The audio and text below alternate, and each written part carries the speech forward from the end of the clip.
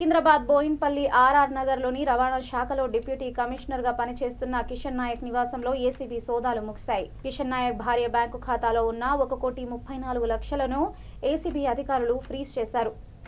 దాదాపు 12 కోట్లకు పైగా అక్రమాస్తులు గుర్తించి విలువైన భూపత్రాలు, డాక్యుమెంట్లు, కిలో బంగారాన్ని స్వాధీనం చేసుకుని అక్రమాస్తుల కేసులో కిషన్ ను ఏసీబీ అధికారులు అరెస్టు చేశారు. ఉస్మానియా ఆసుపత్రిలో కిషన్ నాయక్ కు వైద్య పరీక్షలు నిర్వహించి అనంతరం చంచల్గూడ జైలుకి ఏసీబీ అధికారులు తరలించనున్నారు.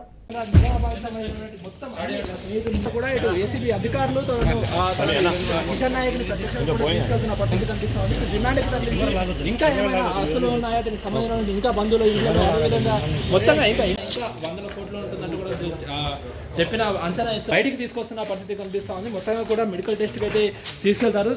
సార్ చెప్పండి, మొత్తంగా 100.7 కోట్లు ఉన్నాయంటే కూడా చెప్తున్నారు. అక్రమస్తులు అసలు ఎక్కడి నుంచి వచ్చారు? ఏం చెప్తారు? మొత్తం 100 కోట్లు ఉన్నాయంటే please sir, please please please please ఆవేశం ఎందుకు మీకు? చెప్పండి, 100 కోట్ల వరకు ప్లీజ్ మీరేమైనా చెప్పాలని కూడా చెప్పండి ఏం చెప్పాలి నువ్వు? Sir. Please sir, please please please please sir,